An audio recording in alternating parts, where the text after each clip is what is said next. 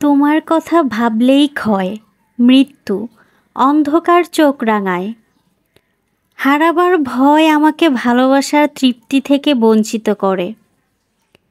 ঈশান কোণের পুরনো নক্ষত্রটির মতো জীবন চাই আমার। তোমাকে সব কথা বলতে আমার এক মহাকাল সময় চাই। অভিসারের রাতগুলো দীর্ঘ হোক, আরও দীর্ঘ হোক, আরও দীর্ঘ রাতে চাই তোমাকে। তোমাকে নিয়ে হাঁটতে চাই এক পৃথিবী, লম্বা একটা বিকেল চাই। আমি ভালোবাসবো বলে তোমার জন্যই লক্ষ বাউল দুপুর চাই। তোমার কথা ভাবলেই আফসোস কেন চোখ রাঙায়। আমার নক্ষত্রের মতো জীবন চাই। আমি এক মহাকাল বাঁচতে চাই। আসসালামু আলাইকুম ভিউয়ার্স। আপনারা হয়তো ভাবছেন এত সুন্দর কবিতা আমি কই থেকে আবৃত্তি করছি।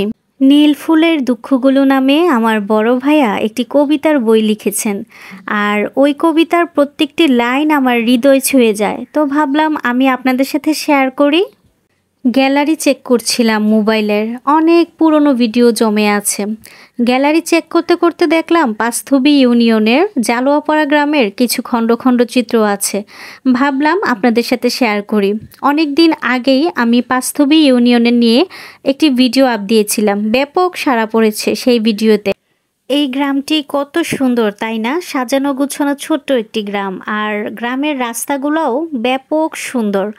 এই গ্রামে মানে জালোয়াপাড়া গ্রামে আপনারা যারা থাকেন, ভিডিওটি আপনাদের চোখের সামনে পড়লে অবশ্যই আপনাদের গ্রাম নিয়ে সুন্দর একটি মন্তব্য করে যাবেন আমার পেজের কমেন্ট বক্সে। গ্রামের সৌন্দর্য যাকে মুগ্ধ করতে পারে না, পৃথিবীর অন্য কোনো সৌন্দর্যই তাকে মুগ্ধ করতে পারে না। এই দুই উক্তিতেই আসলে লুকিয়ে আছে গ্রামের সৌন্দর্য আসলে আমাদের জীবনে কতটুকু প্রভাব ফেলে।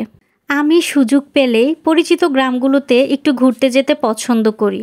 গ্রামের যে বিষয়টা আমার কাছে খুবই ভালো লাগে সেটি হচ্ছে যে গ্রামের নীরবতা। এই নিরিবিলি পরিবেশ আমার মনকে বরাবরের মতোই ছুঁয়ে যায়। ছোটবেলা থেকেই শুনে এসেছি যে গ্রামের মানুষদের নাকি মন অনেক নরম, তারা নাকি অনেক সহজ সরল জীবনযাপন করে এবং অনেক পরিশ্রম করে আসলে তারা জীবন ধারণ করে।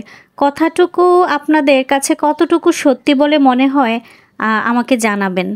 আপনারা কে কই থেকে ভিডিওটি দেখছেন অবশ্যই আপনাদের জেলা, থানা, গ্রাম, শহর যেদিকেই থাকেন না কেন কমেন্ট বক্সে জানাবেন, তাহলে পরিচিত হতে পারবো। আর কুমিল্লার যদি আপনারা হয়ে থাকেন, আমরা কুমিল্লার মানুষ, কুমিল্লার জেলার মানুষদের প্রতি আমাদের অন্যরকম এক ভালোবাসা থাকে। তো আপনারা কমেন্ট বক্সে কমেন্ট করে গেলে ভালো লাগবে। তো আজকে এতটুকু পর্যন্তই, সবাই ভালো থাকবেন। আল্লাহ হাফেজ।